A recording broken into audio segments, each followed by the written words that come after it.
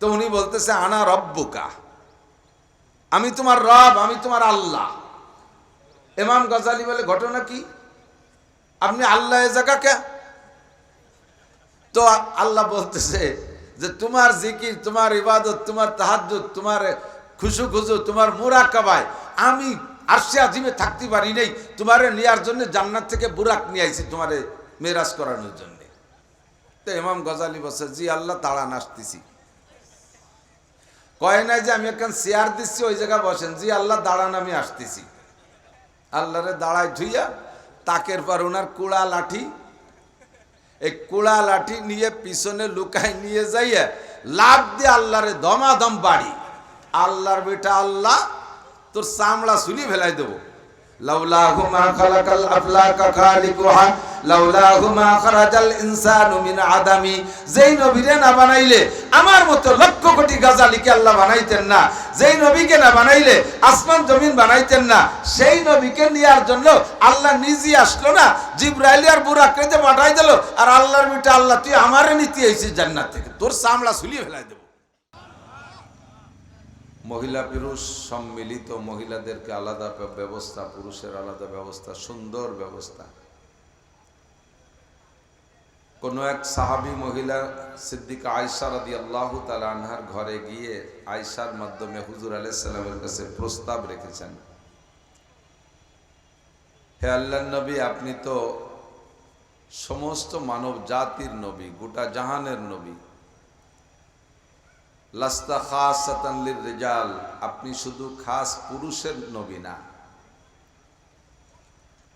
আপনি নারী ও পুরুষ সকলের নবী। ওয়ালাকিন তাইজুর রিজাল, তো দেখি হুজুর আপনি তো মসজিদে বৈশা পুরুষদের বয়ান করেন, কোথাও বসলে পুরুষরাই আপনার শ্রোতা, আমরা মহিলারাও তো আপনার উম্মত, আমরাও তো আপনার ওয়াজ পাবো। প্রস্তাব ঠিক আছে না? আমরা মহিলারাও আপনার উম্মত। আর সেকাল তো মাইকের যুগ না যে মাইকে ওয়াজ করতেন আর মহিলারা দূর দূর থেকে শুনবেন, সেরকম না, সামনে বসলেই শুনবে।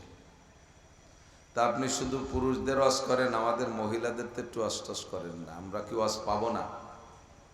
হুজুর বললেন তোমাদের প্রস্তাব সহি, সঠিক, তোমরা ওয়াজ পাবা। সিস্টেম কি করা যায়? সাহাবায়ে কিরামদেরকে নিয়ে হুজুর পরামর্শ করে সিস্টেম করলেন। মাঝে মাঝে কোনো কোনো সাহাবার বাড়ি মহিলারা মহল্লা ভিত্তিক একত্রিত হবে, বাড়ির ভিতরে পর্দার মধ্যে মহিলারা থাকবে, হুজুর কয়েকজন সাহাবার সাথে করে নিয়ে বাইরে বসে বয়ান করবেন আর মহিলারা ভিতরে বসে বয়ান শুনবে।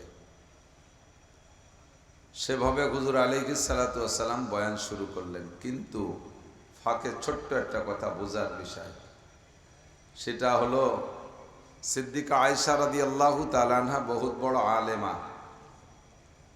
মহিলারাও বুখারী শরীফ পড়েছেন, হাদিসের কিতাব পড়েছেন, আমরাও পড়েছি। যত হাদিসের কিতাব দেখবেন, হাদিসের ভিতরে দুইজন সাহাবার বর্ণনা সবচেয়ে বেশি। পুরুষের মধ্যে আবু হুরায়রা, নারীদের মধ্যে আয়েশা। হাদিস আসলে আন আয়েশা রাদিয়াল্লাহু তাআলা আনহা, হাদিস আসলে আন আবি হুরায়রা রাদিয়াল্লাহু তাআলা আনহু।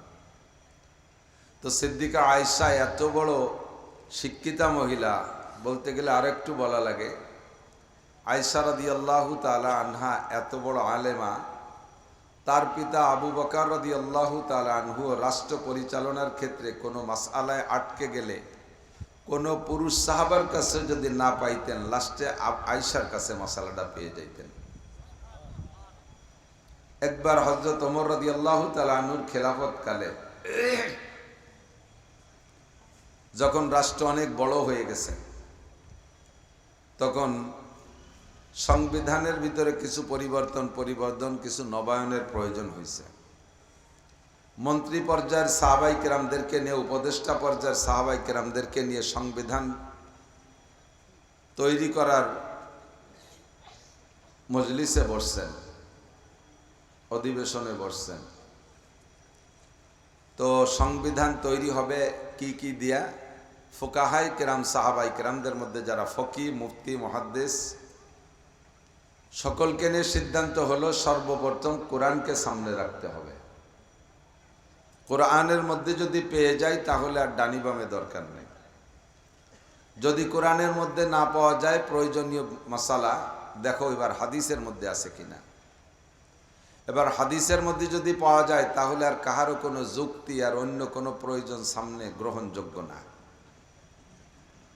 এক নম্বরে কোরআন, দুই নম্বরে যদি কোরআন আর হাদিস উভয়টাই পাওয়া যাচ্ছে না, কিন্তু বিষয়টা ইম্পর্টেন্ট, তখন সাহাবায়ে কিরামদের ইজমা, কোরআন হাদিসের বিভিন্ন দালায়েলকে আশেপাশে রেখে তার থেকে আংশিক সংগ্রহ করে এরপরে সাহাবায়ে কিরামদের পরামর্শ যেভাবে সিদ্ধান্ত হয়, আর সাহাবায়ে কিরামদের এই পরামর্শে যেটা উঠে আসবে এটাও কোরআন সম্মত, এটা হাদিস সম্মত। কোরআন সম্মত কিভাবে? আল্লাহ পাক বলেন, কুল আতিউল্লাহ ওয়া আতিউর রাসূল ওয়া উলিল আমরি মিনকুম। আতিউল্লাহ এক নম্বর আল্লাহর ইতাআত, তার মানে কোরআনের হুকুম। আতিউর রাসূল দুই নম্বরে রসুলের কথা, তার নামে হাদিস, তার মানে হাদিস। ওয়া উলিল আমরি মিনকুম, তোমাদের ভিতরে ইসলাম বিশেষজ্ঞ যারা আছে, তিন নম্বর ওয়া উলিল আমরি মিনকুম, তোমাদের এই ইসলাম বিশেষজ্ঞ যারা আছো, কোরআন আর হাদিসের ভিতরে যদি না পাওয়া যায় তাহলে তোমরা বিশেষজ্ঞদের মতামতটাই গ্রহণযোগ্য। এরপরে হুজুর বলেন, লা তাজতামি উম্মতি আলা দালালা, আমার উম্মতের বড় বড় ওলামাই কেরামদের বড় একটা দল, এরা কখনো ভ্রষ্টতার উপরে একমত হবে না। তারা যেটা একমত হবে ওইটাই আল্লাহর সাথে সম্পর্ক থাকে, আল্লাহর সম্মতি থাকে। কাজেই তিন নম্বর দলিল ইজমা। যদি ইজমাও না হয় পরবর্তীতে কিয়ামত পর্যন্ত আনেওয়ালা উম্মতের জন্য, ইজমা সাহাবায়ে কেরাম পর্যন্ত শেষ, পরবর্তীতে কিয়ামত পর্যন্ত কোনো নতুন মাসআলা যদি সম্মুখীন হও তখন তার সমাধান দেবা কিয়াস দিয়ে। সেটা কি? কিয়াস। কিয়াস হলো কোরআন হাদিসের দলিলকে সামনে রেখে হুবহু কোরআন হাদিস বা ইজমার মধ্যে পাওয়া যাচ্ছে না, তার সাথে আংশিক মেলে এমন যুক্তি দিয়ে মিলাইয়া সে অনুযায়ী মাসআলা তৈরি করা। কথা আসলে একটু না বলে গেলেই আপনাদের অস্পষ্ট থেকে যায়। যেমন সেরকম মাসআলা কি যা কোরআনেও নাই, হাদিসও নাই, সাহাবায়ে কেরামও বলে যায় নাই, আবার কিয়াস দিয়ে তৈরি করতে হবে। একটু বোঝেন, মোবাইল, কোরআন শরীফের ভিতরে মোবাইলের নাম আছে বলে মনে হয়? বুখারী শরীফে তো আছেই। ল্যাপটপ, মোবাইল, ক্যামেরা এগুলো আছে নাকি? এ নাই। কিন্তু ইদানিংকালে মোবাইলের মাসআলা আমাদের প্রয়োজন হচ্ছে কিনা? মসজিদে ঢুকছেন, মোবাইলটা আগে বন্ধ করতে মনে নাই। এবার মোবাইলের ভিতরে আপনার রিংটন যার যেমন খুশি, কেড্ডায় জাতীয় সঙ্গীত, কেড্ডায় মমতাজের গান, ইত্যাদি ইত্যাদি যে মোবাইলের রিংটন বানানো। আপনি মসজিদে ঢুইকা নামাজে দাঁড়ায় গেছেন, ইমাম সাহেব জাতীয় সঙ্গীত পড়তেছে সূরা ফাতিহা। মুসলমানের জাতীয় সঙ্গীত কি? সূরা ফাতিহা। আর আপনার মোবাইলেও বাংলাদেশের জাতীয় সঙ্গীত গাইয়ে উঠছে, রিংটন অফ করতে মনে নাই। এখন এই দুই জাতীয় সঙ্গীত তো মসজিদে একসাথে চলবে না। বাংলাদেশের জাতীয় সঙ্গীত আর পাকিস্তানি জাতীয় সঙ্গীত একসাথে পড়া যাবে নাকি? দেশে একটা তো বন্ধ করতে হবে। তাহলে কি বলা যাবে যে ইমাম সাহেব আমারটা বেশি ভালো শোনা যাচ্ছে, আপনারটা বন্ধ করেন? ইমামেরটা চলবে, বন্ধ হবে আপনারটা। তো বন্ধ করবেন কিভাবে? কোরআন শরীফে খোঁজেন কিভাবে বন্ধ করার নিয়ম আছে। মোবাইলের নামই নাই তার বন্ধ। হাদিসের মধ্যে খোঁজেন, বুখারী শরীফ, যারা আহলে হাদিস হাদিসের মধ্যে খুঁজে বলেন, যারা বুখারী শরীফ ছাড়া মানতে চায় না। আপনি বুখারী শরীফ দেখে মোবাইলের মাসালাটা বলে দেন তো আছে নাকি কোথাও? না, তা তো নাই। এবার ইজমায়ে সাহাবা আবু বকর, উমর, উসমান, আলী, তলহা, জুবায়ের, বিলাল, আম্মার, সোহায়েব, বড় বড় জলিলুল কদর সাহাবাদের ইজমা আছে নাকি মোবাইলের সম্পর্কে? তাও তো পাচ্ছি না। তো এবার ফতোয়া দেন, কি করবেন? তাহলে দুইটাই চলুক। ফতোয়া কি দেবেন? সহজে দিয়ে দেন, দুইটাই চলুক, জাতীয় সঙ্গীত ইমামেরটাও চলুক, মমতাজেরটাও চলুক। তাই চলবে নাকি? কথা কন। মসজিদের পবিত্রতা রক্ষার জন্যে মোবাইলের রিংটন বন্ধ করা লাগবে কি লাগবে না? এখন বন্ধ করবেন তো তিন দলিলের কোনো দলিলই নাই, কোন দলিল দিয়ে বন্ধ করবেন? চতুর্থ দলিল যেটা আল্লাহ রসুল সাহাবায়ে কেরাম আমাদের জন্য অনুমতি দিয়ে গেছে সেটা হলো কিয়াস। কিয়াস কি? যুক্তি কি? ডাইরেক্ট যেহেতু তিন দলিলের কোথাও পাইলাম না, কাজে আমার কিয়াসের আশ্রয় নিতে হলে ওর সমমনা, ওর কাছাকাছি একটা হাদিস বা একটা আয়াত বা একটা ইজমার একটা মাসালা থাকতে হবে, সেইটার সাথে মিল করে এবার খুঁজে বের করতে পারলাম। হুজুর আলাইহিস সালামের কাছে সাহাবায়ে কেরামরা এসে বলতেন যে হুজুর, আমরা তো মাঠে ময়দানে মরুতে নামাজ কালাম পড়ি, পাথরি জমি, তার উপরে ছোট ছোট কঙ্কর থাকে, ছোট ছোট পাথরের টুকরা থাকে। যখন নামাজে যাই, সিজদায় যখন যাই, তখন সিজদায় গেলে ওই পাথরের চিকন চিকন টুকরা কপালের ভিতরে ফুটে, এতে সিজদায় খুব ব্যাঘাত হয়। তো আগের থেকে যতটুকু পরিষ্কার করি না করি, অনেক সময় ব্যস্ত হয়ে দাঁড়ায় গেলে পরিষ্কার করতে আগের থেকে সুযোগ থাকে না। সিজদায় যাওয়ার পরে এই ব্যথাটা অনুভব করি, আমরা ওই সময় ওই সিজদার জায়গাটা কি হাত দিয়ে পরিষ্কার করতে পারবো? মাসালা খেয়াল করতেছেন? তো হুজুর বললেন, হ্যাঁ, তোমরা প্রথম সিজদায় যদি ব্যথা অনুভব করো, একবার তোমরা পরিষ্কার করতে পারবা। হুজুর, একবারে যদি পরিষ্কার না হয় তাহলে দুইবার পারবা, একটা রোকন আদায় করার ভিতরে। একটা ফরজ নামাজের ভিতরে, যে ভিতরে 6টা ফরজ আছে না, 6 ফরজের একটা ফরজের ভিতরে তুমি সিজদার সময় একটা ফরজের ভিতরে 2বার পরিষ্কার করতে পারবা। কয় হুজুর, তাতে যদি না হয়, কয় 3বার পারবা না, 3বার পারবা না, 2বার পর্যন্ত অনুমতি আছে। তাহলে এখান থেকে আমি মাসালা বের করতে পারি, সিজদার ভিতরে সিজদার জায়গায় আমাকে ডিস্টার্ব করতেছে, ওই ডিস্টার্ব থেকে বাঁচার জন্য সিজদার জায়গায় আমি 2বার পরিষ্কার করতে পারি। বাকি নামাজের ভিতরে সিজদার জায়গা পরিষ্কার করা এটা নামাজের ফরজও না, ওয়াজিবও না, সুন্নতও না। সিজদার নামাজের ভিতরে এটা আগের থেকে করে নিতে হবে। সমস্যাটা যেহেতু নামাজের মাঝে এসে গেছে, নামাজ শুরু করার পরে আসছে, তো নামাজের ভিতরে এই সমস্যাটা সমাধান করতে হুজুর একটা ফরজ আদায় করার ভিতরে 2বার অনুমতি দিলেন। মাসালা কিতাবে হাদিসের মধ্যে এইটি আছে। এবার আমি এই মাসালাটাকে পুঁজি বানাইয়া সামনে রেখে এই জাতীয় সমস্যা যদি নামাজের ভিতরে অতর্কিত আসে, আমি সেইটার সাথে কিয়াস কইরা সেইটার পর ভর করে আমি ওই জাতীয় সমস্যার সমাধানের মাসালাও তৈরি করতে পারি। কথা কি বোঝা গেছে নাকি? মোবাইল এটা আমার আগের থেকে চলতেছিল না, এইটা নামাজের ভিতরে আমার ডিস্টার্ব করতেছে, ওই সিজদার জায়গার ডিস্টার্বের মতো। যেহেতু সিজদার জায়গা আমার 2বার পরিষ্কার করার অনুমতি দেওয়া হয়েছে এক রোকনের ভিতরে, কাজে আমি সেই সূত্রে মোবাইলও নামাজের মধ্যে এক রোকন আদায় করার ভিতরে 2বার বন্ধ করতে পারবো। কথা কি বুঝে আসছে নাকি? যদি আপনার ওই মূল দলিল জানা থাকে, তাহলে এর সাথে মিলে আপনি মশালা বের করতে পারবেন। এইটা আবার চার দোকানের মুফতিকে দায়িত্ব না।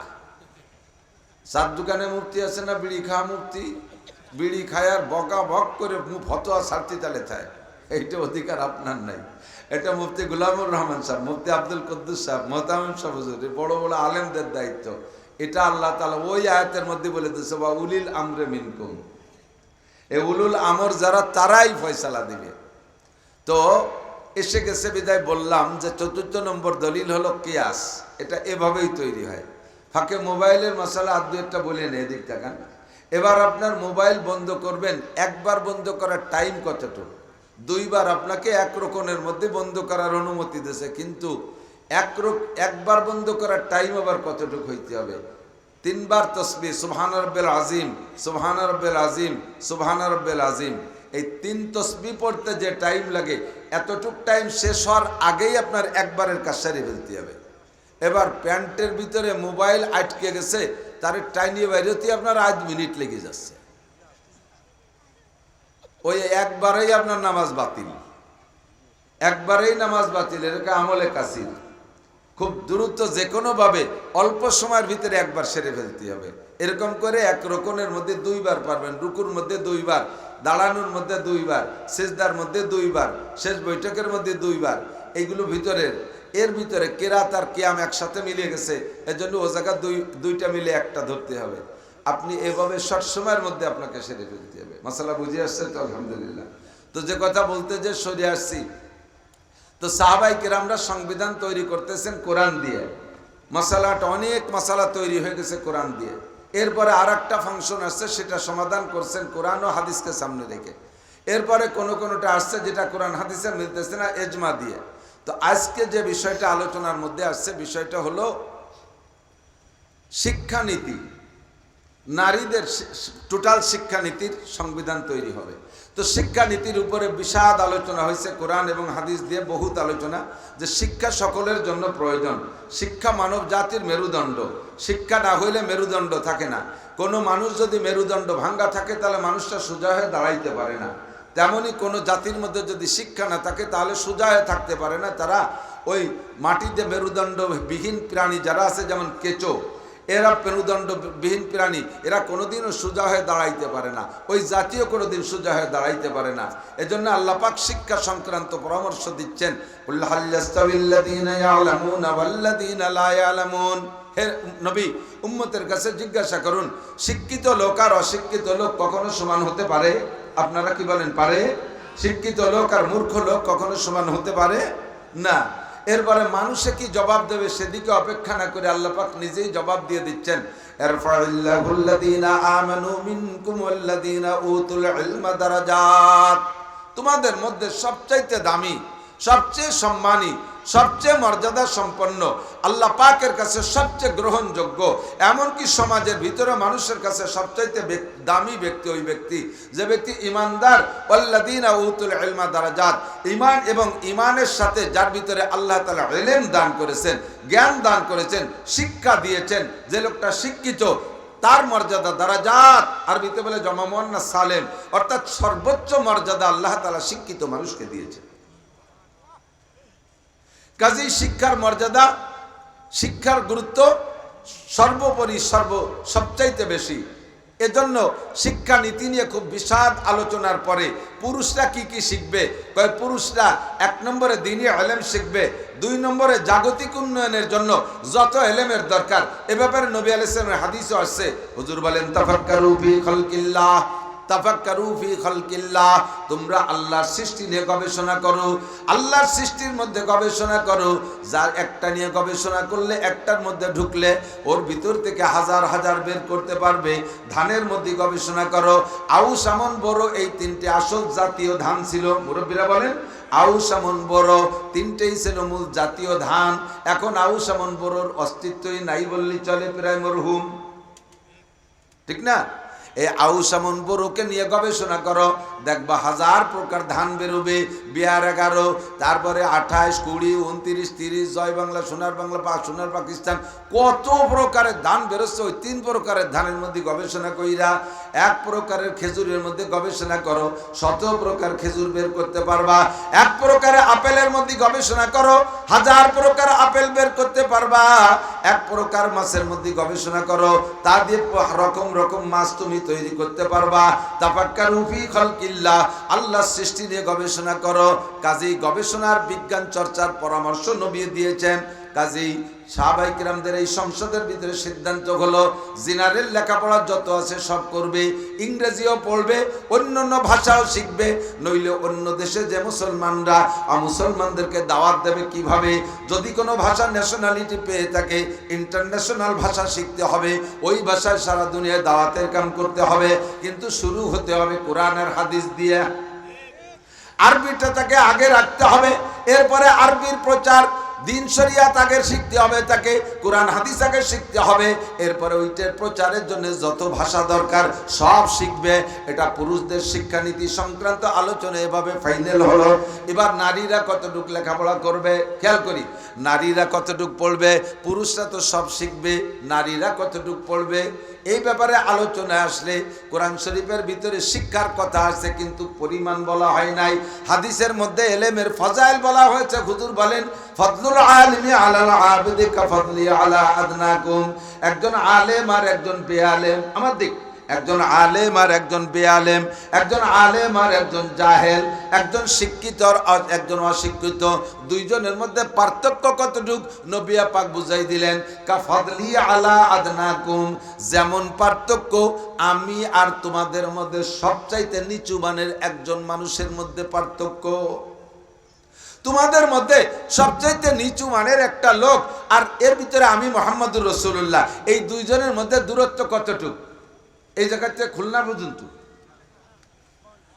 আসমানের শেষ 7 আসমানের উপর আর 7 জমিনের নিচে যতটুকু দূরত্ব, এ যে তুলনা করলেও অন্যায় হবে। হুজুর আলাইহিস সালাতু ওয়াস সালাম আর নিচু মানের একজন সাহাবার কোনো তুলনাই চলে না। কতক্ষণ? হুজুর বলেন, ফদলুল আলিমি আলাল আবিদি, একজন বড় আলেম, একজন উঁচু মাপের আলেম, আর একজন আলেম না শুধু ইবাদত করে, তাকে বলে আবেদ, তাকে বলে আবেদ। দুইজনের মধ্যে পার্থক্য কতটুকু?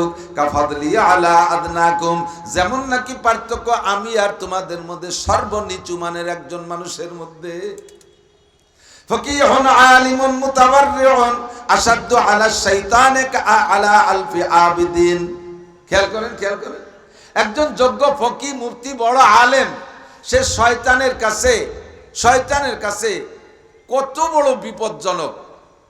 1000 বেআলেম, 1000 না জাননেওয়ালা আবেদের সামনে একজন বড় ফকি হাজার গুণ বেশি ভয়াবহ শয়তানের কাছে। কতক্ষণ গল্পে মাঝে মাঝে এরকম পড়ি আর দেখি, সম্ভবত ইমামে গজালি রহমাতুল্লাহ আলাইহির একটা গল্প, একটু এসে গেছে কয়ে যাই। ইমামে গজালি রহমাতুল্লাহ রাত্রে তাহাজ্জুদ গুজার, আর ওই এলাকার একজন সাধারণ পাবলিক ও তাহাজ্জুদ গুজার, দুইজনই আমল করে। তো ওই সাধারণ পাবলিক হুজুরদের কাছে শুনে শুনে আমল করে, লেখাপড়া জানে না, কোরআন হাদিসের এলেম নেই, হুজুরদের কাছে যা শুনে আমল করে, মাশাআল্লাহ ভালো লোক, খারাপ না। আর ইমামে গজালি তো ইমামে গজালি, নাম তো শুনেছেন সবাই। তো ইমাম গজালি রাতের বেলা তাহাজ্জুদ পড়ে 12 তসবির আমলে আছে। এর মধ্যে মিস্টার ইবলিস, কি নাম? হযরত মাওলানা ইবলিস, মিস্টার ইবলিস। সারা পৃথিবীর বর্তমান সময়ের সমস্ত মাওলানার এলেমরে এক জায়গা করলে শয়তানের এলেমের সমান হবে না, তবুও তারে মাওলানা ইবলিস কওয়া যাচ্ছে না, মিস্টার ইবলিস। তো এই মিস্টার ইবলিস ইমাম গজালিরে ধোঁকা দেওয়ার জন্য বাড়ির ভিতরে ঢুইকা ঘরের বাইরে থেকে বলতেছে, আবিল বাইতে গজালি খুব মিষ্টি ভাষায় এমন একটা নতুন কণ্ঠ তৈরি করছে যা দুনিয়ায় ইমাম গজালি কোনোদিন শোনে নাই। একটা মজার কণ্ঠ দিয়ে আফিল বাইতে গজালি, আফিল বাইতে গজালি, খুব মিষ্টি সুরে।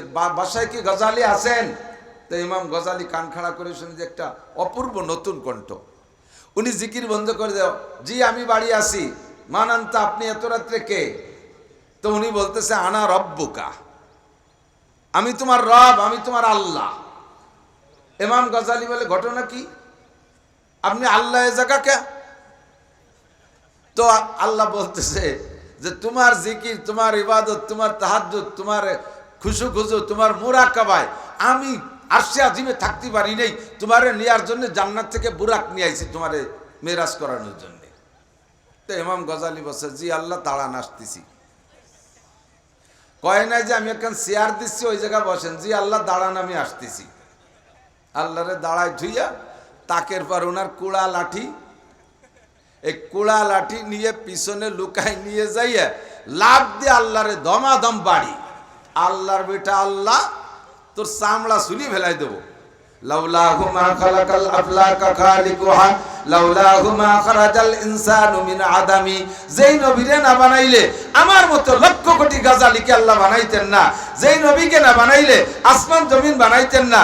সেই নবীকে নেওয়ার জন্য আল্লাহ নিজে আসলো না, জিবরাইল আর বুরাককে যে পাঠাই দিল। আর আল্লাহর বেটা আল্লাহ, তুই আমারে নিতে আইছিস জান্নাত থেকে, তোর চামড়া চুলিয়ে ফেলাই দেবো।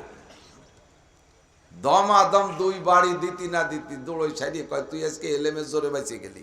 ইমাম গজালি কয়, এটাও তুই যার সময় ধোঁকা দিয়ে যাচ্ছিস, আমি এলেমের জোরে বাঁচি না, এটাও একটা কৌশলী ধোঁকা। আমি এলেমের জোরে বাঁচি নাই, আমাকে আমার আল্লাহ বাঁচাইছে তাই বাঁচি। কথা কন, আজকে 2 অক্ষর লেখাপড়া জানি বিদায় বাঁচিয়ে গেলাম, এ কথাটা শিরকি কথা। অনেকে কয় না, আজকে এই আসে বিদায় বেঁচে গেলাম, আজকে ওই আসে বিদায় বেঁচে গেলাম, আজকে 2 অক্ষর লেখাপড়া জানি তার কারণে বেঁচে গেলাম, এলেম কালাম না থাকলে ধরা পড়িয়ে যাইতাম। এ কথাটা একটা শিরকি কথা। বাঁচায় কে? শয়তানের চাইতে বড় আলেম খুঁজে পাওয়া বর্তমান সময় বড় কঠিন। কাজে ওর হাতের থেকে বাঁচতে আমার মতো খুঁজে এলেম দ্বারা সম্ভব না। আমার এই এলেমের মধ্যে ধোঁকা দিয়ে ফেলে, এলেমের মধ্যে আমলের মধ্যে আমার ধোঁকা দিয়ে ফেলে, আমি টের পাই না। তো ওই জায়গাতে মায়ের খাইয়া চিন্তা হলো যে বনিয়াদমের কাছে মায়ের খাবো, এই মায়ের শোধ না দিয়ে যাব না। তো কোন জায়গা যাবে শোধ দিতি? যাইতে যাইতে দে ওই গ্রামের শেষ প্রান্তে আর এক বুড়ো সাধারণ পাবলিক, সে ওই ইবাদত করতেছে। তো যাইয়ে তার দরজা বলছে, আফিল ভাইতে ফুলান, আফিল ভাইতে ফুলান, বাসায় কি অমুক আসো? কয় জি আসি। কে? কয় আনা রব্বুকা, আমি তোমার রব। জি আল্লাহ কেন? কয় আমি তোমার জিকির ফিকির তাহাজ্জুদ দেশটা কাওয়াবিন চাষতে মুগ্ধ হইয়া তোমার মুরাকাবার ধ্যানে পাগল হইয়া আমি আরশে আজিমে থাকতে পারিনি, তোমার জন্য জান্নাতি বুরাক নিয়ে চলে এসেছি। আল্লাহু আকবার।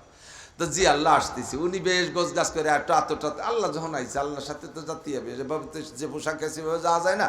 একটু সাজিয়ে গুজে জি আল্লাহ দাঁড়ানো, আমি পাগড়ি টাগড়ি পরে আসি। কায়দারে সাজিয়ে গুজে পাগড়ি টাগড়ি পইরা গেছে যাই দেখে যে কার গোয়ালিতে যেন গাদা একটা খুলে বুরাক বানায় নিয়েছে চোর শয়তান। গাদা একটা খুলে এনে কয় এই যে বুরাক আল্লাহ সুফি সাহেব ওঠেন।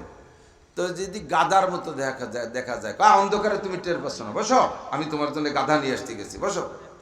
এবার গাদার পিঠে বসাইয়া দৌড় শুরু করছে, ধুমসা দৌড়। প্রথম দৌড়ি পাগড়ি খুলে গেছে, কয় আল্লাহ পাগড়ি খুলে গেছে, কোটা থাক জান্নাতি পাগড়ি পরানো হবে।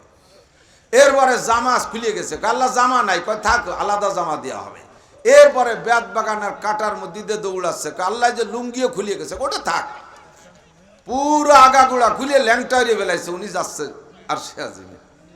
সারা গা কাটায় ছিঁড়ে বুড়ে ফাঁকা নাকা হইয়া সারা রাত ভরে দৌড়াইয়া লাস্টে ওই সুফি সাহেবের বাড়ির গোয়ালির নিচে যে গোবর গাদা, এই গোবর গাদার মধ্যে মাজার সমান, এই সময় ফজরের আজান দিয়ে দেয়, আজান শুনি তো শয়তান থাকতে পারে না, ওই গোবরের মধ্যে মাজার সমান ডাবাইয়া উনার ঘরের থেকে কালা হাড়িয়েরটা মাথার পর দিয়ে, ওদিকে তো পুরো ন্যাংটা দিয়ে দাঁড় করে রাখছে। আল্লাহ কোন জায়গায় আসলাম, কয়তো সিদরাতুল মুনতাহায় আসছো, থাকো, এরপরে আমি ফেরেশতা পাঠাচ্ছি, হেনতে তুমি আরশে আজিমে যাবা।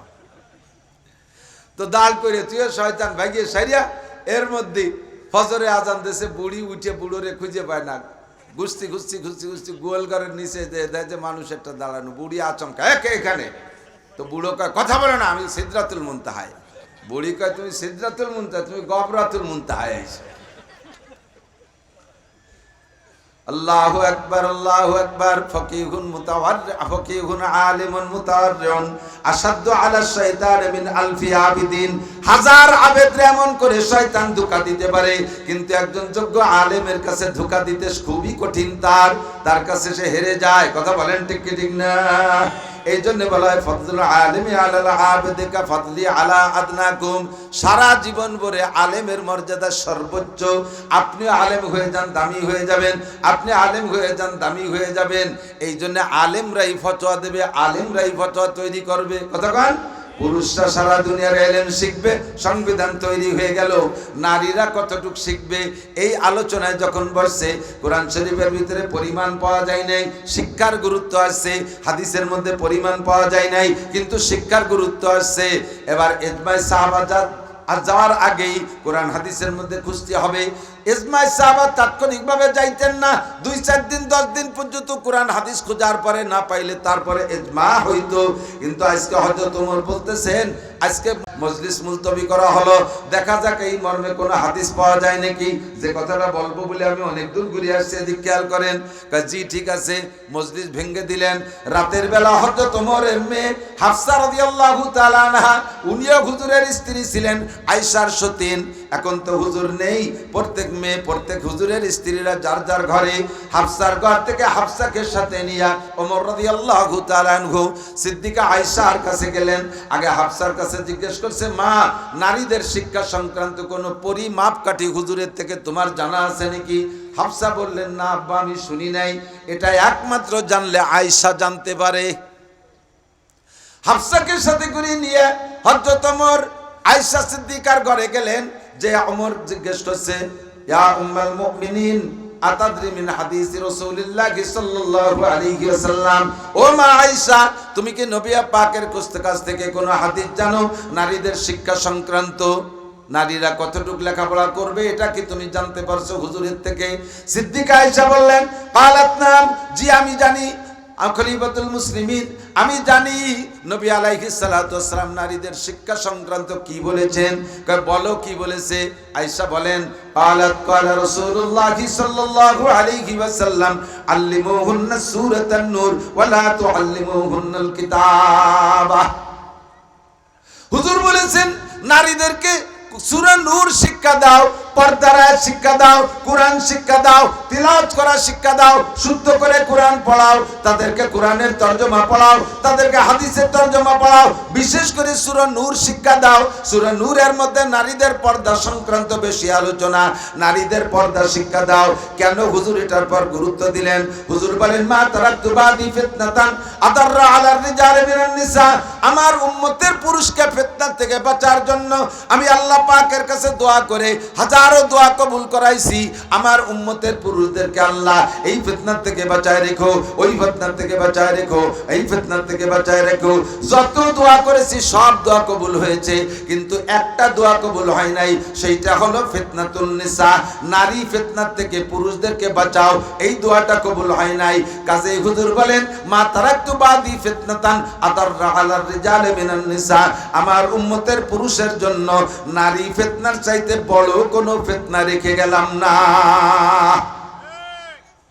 উম্মতের পুরুষকে অপমান করবে, মুখে চুনকালি দেবে, রাস্তায় হাঁটতে দেবে না, সমাজে তাকে অত্যন্ত ছোট করে ফেলবে, সমাজে তাকে একেবারে গুমনাম করে ফেলবে, একমাত্র নারী ফিতনায় এই নারীরা উম্মতের পুরুষদেরকে ধ্বংস করবে। কাজেই নারীদেরকে আল্লিমুহুন্না সূরাতান নূর, তাদেরকে বেশি বেশি করে পর্দার আয়াত পড়াও। আমিও আয়াতকে হাদিসকে সামনে রেখে এই কথা বলতে সক্ষম। বাংলাদেশে বিশেষ করে আমার বাংলাদেশ সম্পর্কে আমি বলতে পারি, কোন জুরআত ওয়ালা বাহাদুর পুরুষ এখনো পয়দা হয় নাই। যত বড় খারাপ হোক, যত বড় চরিত্রহীন হোক, যত বড় বাহাদুর পুরুষ হোক না কেন, যত বড় বংশীয় হোক, যত বড় দলীয় হোক না কেন, আরে ছোট্ট থেকে ছোট্ট একটা গরিব পরিবারের মেয়ে, একটা একেবারে গরিব নিচু পরিবারের মেয়ে, ভাঙ্গা ঘরের মধ্যে থাকে, ও যদি শতভাগ পর্দা করার চেষ্টা করে পর্দার মধ্যে থাকে, ওই মেয়েটাকে অপহরণ করছে, ধর্ষণ করছে, এর নজির খুঁজে পাওয়া যাবে না। যত বড় বাহাদুর হোক, পর্দা নিশীন একটা মেয়েকে অপহরণ করতে যায় না, যারে না দেখছে তারে অপহরণ করবে কিভাবে? কাজী নারীরা যদি শতভাগ পর্দার মধ্যে থাকে, তাহলে তারা অপহরিতা হবে না, ধর্ষিতা হবে না, তারা ইফটিজিং এর শিকার হবে না। কথা বলেন ঠিক কি ঠিক না? আর ইফটিজিং এর শিকার হয়, ধর্ষিতা হয়, অপহরিতা হয়, চিন্তায় হয়ে যাচ্ছে, শ্লীলতা নষ্ট হচ্ছে কোন নারীদের? যেই নারীরা নিজেদেরকে সমাজে এলিয়ে দেশে ওপেনে ঘোরাফেরা করে, এই সকল নারীরাই বিপদের সম্মুখীন। কাজে নারীরা যদি শতভাগ পর্দা করে, কোনো পুরুষ তাদেরকে উত্তক্ত করবে না, কোনো পুরুষ উত্তক্ত করবে না। উন্ডাই ফিল্ড তৈরি করে দিচ্ছে। আমার মুরব্বী বাবারা সাক্ষী দেন, যারা 80-70-80 বছর বয়স যারা হয়েছেন বা 60-65 হয়েছে, তারাও বলতে পারবেন। আপনাদের আমাদের মা চাচিরা ছোটবেলায় যাদেরকে দেখেছেন, তারা কিভাবে যাইতেন, এক বাড়ি থেকে আর এক বাড়ি যাইতে গেলে মশারি টানাইয়া, মুহররম পুরুষটা মশারির কেনি ধরতো, ওই মশারির ভিতরে লুকাইয়া এই বাড়ির থেকে ও বাড়ি যাইতেন। কতক্ষণ বোরকা ছিল কেমন, এমন বোরকা পরতো যে বোরকার মধ্যে মানুষ আছে না, খালি বোরকা হেঁটে যাচ্ছে, টের পাওয়া যাইতো না। ঢিলা ঢালা বোরকা, বোরকার কোনো রং নাই, বোরকার কোনো ফ্যাশন নাই, বোরকায় এমব্রয়ডারি নাই, বোরকায় আয়রন নাই, বরঞ্চ বোরকারে সোডা দিয়ে খারে দিয়ে কুকরি মুকরি বানাতো। কারণ বোরকা হলো এমনই একটা পোশাক যার ভিতরে মহিলারা থাকলে ওই বোরকার রং খারাপ হওয়ার কারণে কোনো পুরুষ তার দিক তাকাবে না। কি একটা পোশাক, কি একটা বুনু হাতি এটি যাচ্ছে, এই বেশ কি বাইরে তার দিক তাকাবে না। আর এখনকার বোরকার আকর্ষণে এরা আকর্ষণ করে, ঠিক না? এক জায়গায় চুম্বক লোহা রাখলে, টুকরো লোহা যদি আসতে পারছে থাকে, চুম্বকে যেমন ওই টুকরো লোহারে টেনে নিয়ে যায়, কোন মহিলা যদি বোরকা পরে রাস্তা দিয়ে হাঁটে, এই টুকরো চুম্বক পোলাপান, লোহা পোলাপান, এই চুম্বকে লোহা পোলাপানরে টাইনিয়ে তার দিকে আসবে। ওরে বাবা হ্যান্ডসাম, বিদেশের থেকে আনছে বোরকা, গায়ের সাথে টাইট, শরীরের সমস্ত অঙ্গ প্রত্যঙ্গ বোরকার বাইরে দিয়ে অনুমান করা যায়। কতক্ষণ এইটা হয়েছে ইদানিং কালের বোরকা, ফ্যাশন বোরকা।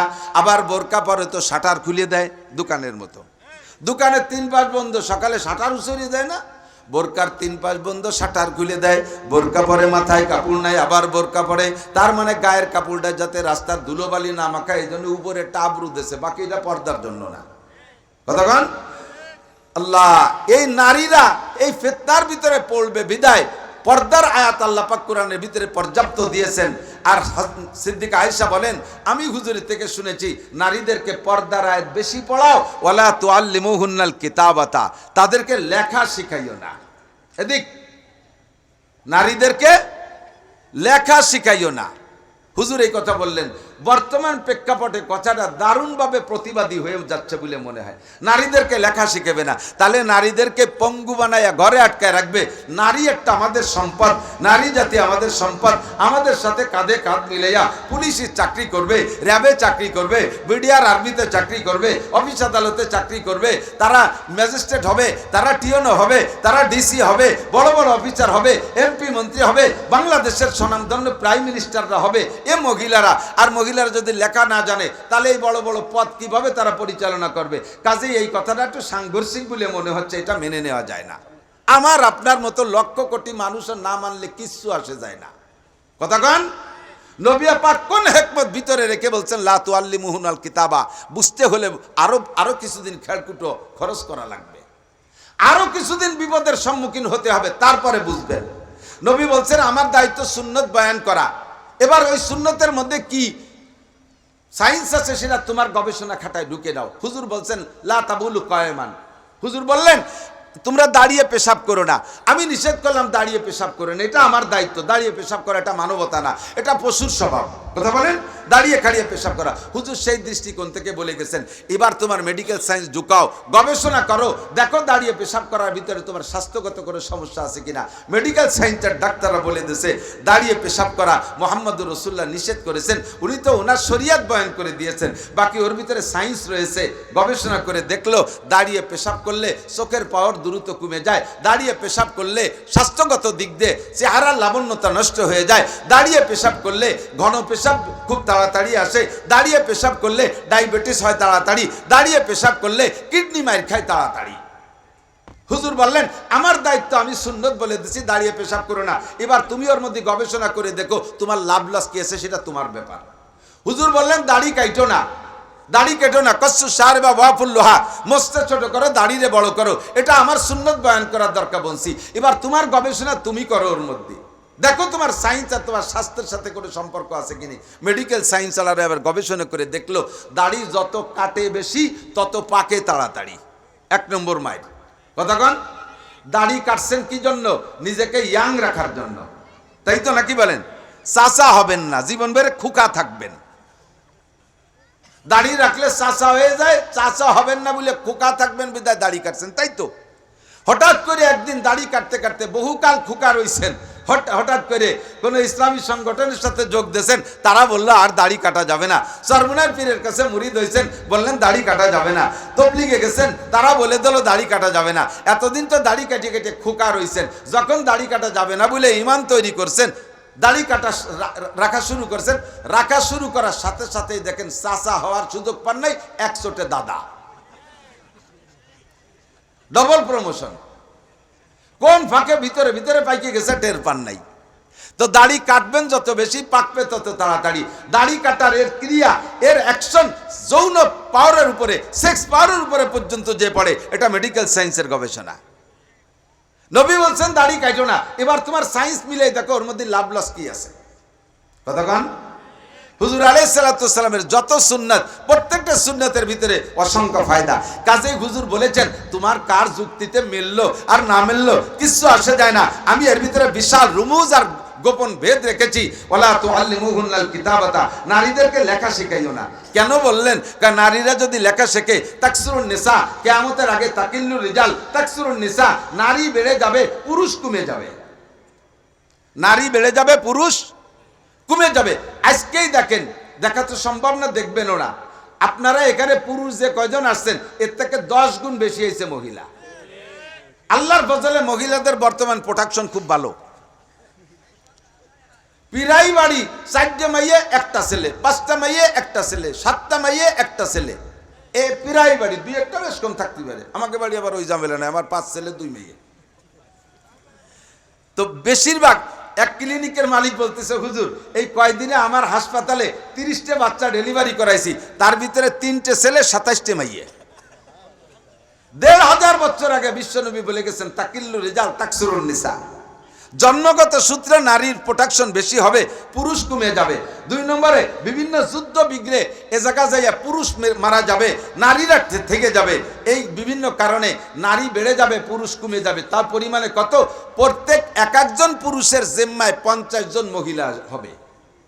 একজন পুরুষের জিম্মায় 50 জন বউ না, 50 জন মহিলা। কিভাবে? বউ দিয়ে, মাইয়ে দিয়ে, মা দিয়ে, দাদি, নানি, ভাগ্নি, ভাতিজি, এইভাবে দিয়ে দিয়ে ইত্যাদি মিলাইয়া প্রত্যেক 50 জন মহিলার মাথায় একজন পুরুষ থাকবে। এত ব্যস্কম হবে যখন তোমাদের দেশে এই পরিস্থিতি হবে, আর ওদিকে নারীরা মোটামোটা শিক্ষায় শিক্ষিত হয়ে যাবে, তখন সংখ্যাগরিষ্ঠের আধিক্যের উপরে একটা রায় হবে। তখন মেয়েরাই বড় বড় বেশি সংখ্যা বেশি হবে, ওরা একটা রায় দেবে, আমরা মহিলারা বেশি, আমাদের চাকরির পার্সেন্ট বেশি লাগবে, আমরা প্রাইমারিতে বেশি, হাই স্কুলে যাব বেশি। দেখেন যেখানে যেখানে হাত দেবেন নারীদের লেখাপড়াও, ইদানিংও দেখেন ছেলেদের রেজাল্ট খারাপ, মেয়েদের রেজাল্ট ভালো। আমি তো মহিলা মাদ্রাসা আমারও আছে, পরীক্ষা নিয়ে দেখি পুরুষ মাদ্রাসা আছে, মহিলা মাদ্রাসা। পুরুষ মাদ্রাসার ছেলেরা 80-র উপরে মার্ক পায় না, আর মহিলা মাদ্রাসার মেয়েরা 95, 98, 99, 100, 95, 98, 99, 100।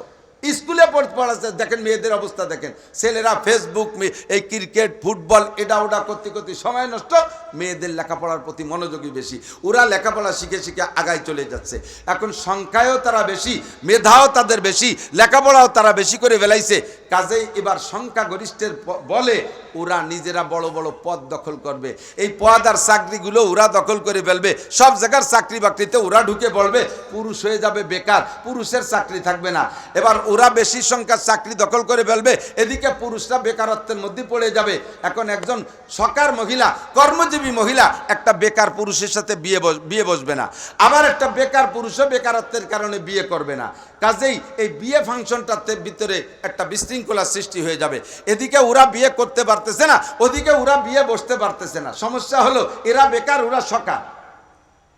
আর সকারত্বের কারণ হলো তারা লেখাপড়া শিখে আগায় গেছে, তারা লিখতে জানে, তারা কম্পিউটার পারে, তারা অফিস আদালতে সব পারে।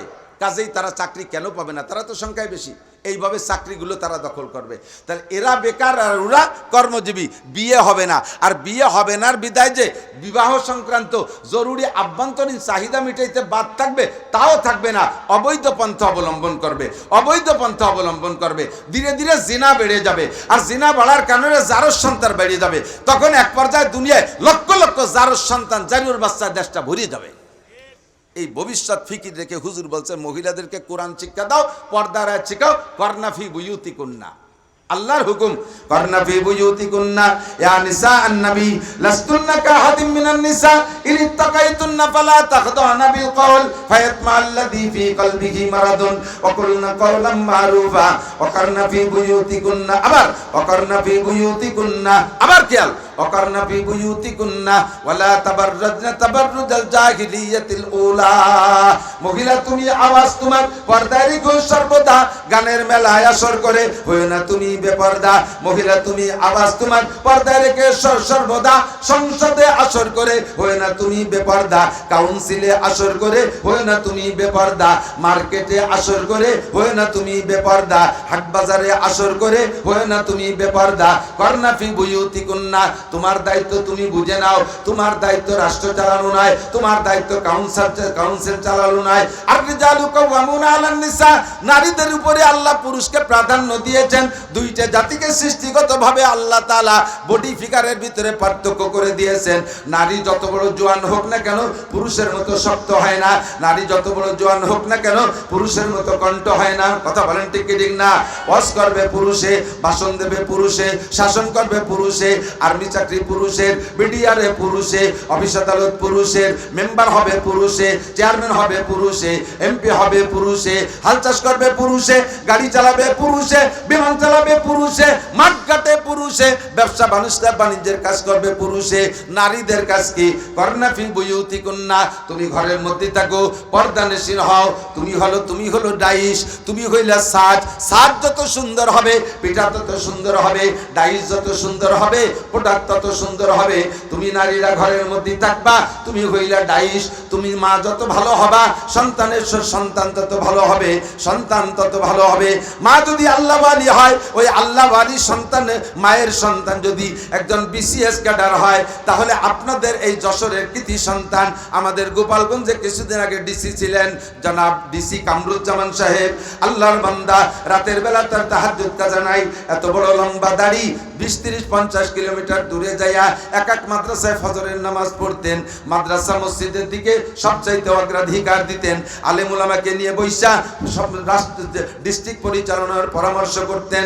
সকালবেলা তিলাওয়াত না কইরা ঘর থেকে বাসার থেকে বের হইতেন না, দস্তারখানা ছাড়া কখনো খানা খাইতেন না। খুঁজে দেখেন যে ডিক্সি কামরুজ্জামান সাহেবের মা অবশ্যই আল্লাহ ওয়ালি, অবশ্যই একজন পর্দানশীল মা। মা যদি ভালো হয় সন্তান ভালো হয়, মা যদি উগ্র হয় সন্তান উগ্র হয়। মা হবে মমতাজ, সন্তান হবে আব্দুল কাদের জিলানী।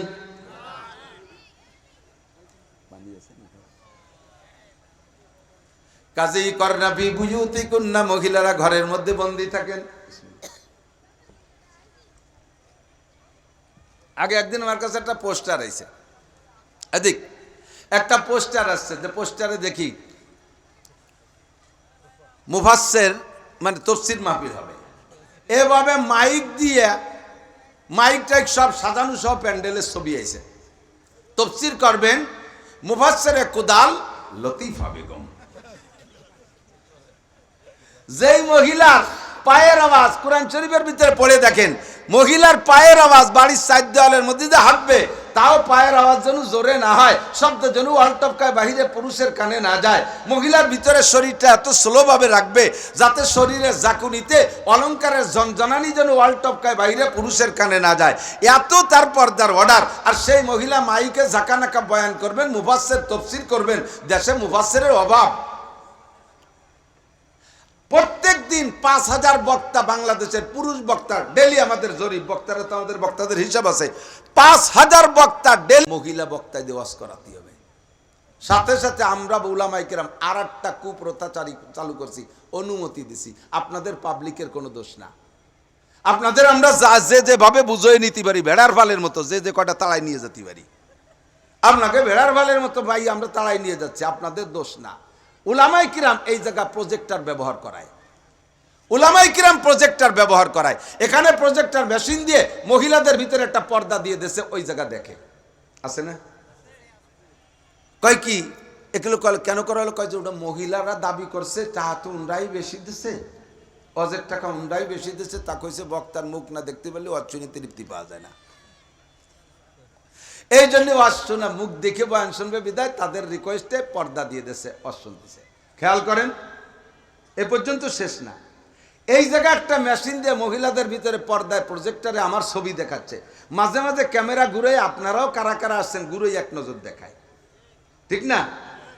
এইটারে আপনি কিভাবে জায়েজ বললেন? যদি এইটারে জায়েজ বলেন তাহলে পর্দার ব্যাপারে সেম, কুল্লিল মুমিনিন ইয়াগুদ্দু মিন আবসারিহিম, পুরুষদেরকে বলে দেন চোখ নিচু রাখবে, অকুল্লিল মুমিনাত নারীদেরকে বলে দেন ইয়াগুদ্দু মিন আবসারিহিন্না, তারাও যেন পর পুরুষের চেহারা না দেখে। আজকে আমরা মহিলাদেরকে পর্দায় দিয়ে ঘিরে দিছি, আমরা তাদেরকে দেখতেছি না, ঠিক? Thank you, welcome. কিন্তু আমরা এই জায়গায় যারা বসে আছি, আমাদের ছবিটা মহিলাদেরকে দেখানো হবে। আর মুফতি সাহেব বয়ান করবেন, উনি নিজেই বলেন যে হ্যাঁ মা বোনরা আমাকে অনেক লাইক করে, আমার কাছে ফোনও করে, ওনারা আমাকে খুব লাইক করে, ওনারা খুব লাইক করে। তো ওরা আমরাকে দেখতে চেয়েছে, অনেক আপা অনেক মা খালারা আমার কাছে ফোনও দিয়েছে, হুজুর আপনি কি একটু লাইভে একটু কি কয় প্রজেক্টর ব্যবস্থা করাতে পারেন, আমরা একটু আপনাকে দেখে দেখে বয়ান শুনতাম।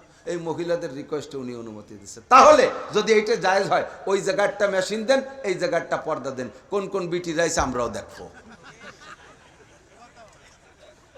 কতক্ষণ কে ফতোয়া দেবেন যে এটা জায়েজ? আছেন কেউ? প্রজেক্টর ভক্ত যারা আছে তারা বলেন জায়েজ আছে, ওই জায়গা মেশিন দিয়ে এখানে পর্দা দেওয়া হবে, ওই জায়গা কোন কোন মহিলা আছে আমরা দেখবো। যদি বলেন না এটা জায়েজ নাই, তাহলে তাদেরকে যদি আমরা দেখতে না পারি, তা আমাদেরকে তারা দেখবে, এটা জায়েজের ফতোয়া দিলেন কিভাবে? কতক্ষণ আপনি একটা প্রশ্ন ভিতরে গুড় গুড় করতেছে, আমি জানি, সেটা হলো এই যে ইউটিউবে ওয়াজ করে, এটা শোনে কে? এও তো মহিলারা দেখে দেখে শোনে। আমার এই ইউটিউবের অনুমতি তাদের জন্য নয়। আমি পুরুষ মানুষ রাস্তায় যাব, আমি পুরুষ মানুষ হাটে ঘাটে যাব, আমি পুরুষ মানুষ ওপেনে ঘুরবো, কোন মহিলা যদি ঘরের কোনায় দিয়ে ফাঁক দিয়ে আমারে দেখে, এইটার জন্য কি আমি রাস্তায় বোরকা পরে চলবো? কতক্ষণ তুমি মিটি দেখো কে আমারে? তুমি বেড়ার ফুটোই দিয়ে আমারে দেখবা কে? আমি বেটা মানুষ, আমি তো কাঁসাই দিয়ে ঘুরে বেড়াবো, আমার একটু বারে কাদার ভিতরে যে প্যাক দিতে হবে, ধান লাগাতে হবে। আরে এই জায়গা যদি আমি জুট বগাই দেবো, তা তুমি ধান তুমি লাগাই দেবা। আমি পুরুষ হাটে যাব, আমি রাস্তায় যাব, তুমি আমার দেখবা কে? আমি ইউটিউবে রাজের অনুমতি দিছি সারা দুনিয়ার পুরুষের জন্য, তুমি মহিলা দেখবা কে? তুমি আওয়াজ শোনো, তুমি দেখবা না। কথা বুঝেন? আমি এই জন্য ইউটিউবের অনুমতি দিছি, বাকি প্রজেক্টরের অনুমতি দেবো না। এটা ডাইরেক্ট দেখতে। একজন বলতেছে যে হুজুর আমি প্রজেক্টরের পর সেই দিন থেকে আমার প্রজেক্টরের বয়ান আমার বউরে নেই না। উনি বলতেছেন, আল্লাহ আমার কাছে বলতেছে, কোন দিন থেকে? আমি প্রজেক্টরের বক্তার ওয়াজ শুনে গেছি, যার পরে বউ আমারে বলতেছে যে কৌদি তুমি তো সামনে বসে শুনছো, হুজুরির দাঁত কিরম? তা কয় যে আমি তো 40-50 হাত দূরে ছিলাম, ছোট ছোট দাঁত, ওই কি আমি টের পাইছি নাকি? কয় যে আমি দেখছি হুজুরের দাঁত একটু এলোমেলো আছে। তা তুমি টের পালি কি রে? কয় তোমরা তো অরিজিনাল হুজুর দেখছো একটুক, আর আমাকে সামনে যে হুজুর তার দাঁত একটা খেজুর গাছের মতো মোটা। এই দাঁত আগা গুড়া কুন্ডা কোন জায়গা বিয়া করে সব আমি দেখছি। তো এবার কইলে তাহলে আর তোমার ওই গরু কেনার মতো, গরু কিনতে গেলে দাঁত দেখে কেনে না? তা মহিলাকে ওয়াজ শুনতে এসে না গরু কিনতে এসে, হুজুরির দাঁত দেখে গেছে। তোমার আর এই দাঁত দেখা ওয়াজ আর শুনতে কোনোদিন নেব না। মহাবিপদ। তো যা বলতে চাইছি, সিদ্দিকা আয়েশা রাদিয়াল্লাহু তাআলা আনহা এত বড় আলেমা হওয়ার পরে কোনো জায়গা ওয়াজ করতে গেলেন না, ওয়াজ হুজুরই করলেন, ওয়াজ সাহাবায়ে কিরামই করলেন। নারীরা শিখবে কেন? নারী সংক্রান্ত অনেক জরুরি গোপন মাসআলা আছে, তারা সরাসরি কোরআন হাদিসের থেকে শিখবে। যে মাসালাগুলো আমরা ওপেন ফিল্ডে বলতে পারি না, যে মাসালাগুলো আপনাদের এখানে বলে দিতে পারি না, অথচ মাসালাগুলো মহিলাদের দরকার। আবার মহিলাদেরকে পড়ানোর সময় সেগুলো অত খুলিয়ে ভাঙ্গায় বলাও লজ্জার ব্যাপার। এজন্য মহিলারা যদি কোরআন হাদিস পড়া শেখে, তাহলে নিজেদের এই জরুরি মাসালাগুলো, পাক পবিত্রতার হাজারো মাসালা আছে, তুহুরে মুতাখাল্লালা, আমরা সরে বেকার ভিতরে পড়াই লম্বা টাইম ধরে, তুহুরে মুতাখাল্লালা, এই বিষয়টা আপনাদের কাছে বলতেও লজ্জা লাগবে আর বলতে সময়ও লাগবে, বুঝবেন না। এই তুহুরে মুতাখাল্লালা সংক্রান্ত মাসালা মহিলারা না জানা থাকার কারণে হাজার হাজার মহিলাদের নামাজ রোজা এই সমস্তগুলো তাদের নষ্ট হয়ে যাচ্ছে। পবিত্র সম্পর্কে তারা জানতেছে না। মহিলার রমজান মাসে মাসিকের কারণে রোজা তিন দিন নাপাক হয়েছে, 3 দিন রক্তক্ষরণ হয়েছে, এই 3 দিন রোজা তার রাখা নিষেধ, রাখলো না। এই 3 দিনের পরে আরো 2-3 দিন ঠেলতি নিয়ে চলে যায়, রোজা রাখে না। এখন যদি জাননেওয়ালা ওই বাড়ির কেউ বলে তোমার কি শরীর পাক হই নিয়ে আইজু, আর কতদিন রোজা থাকবো না?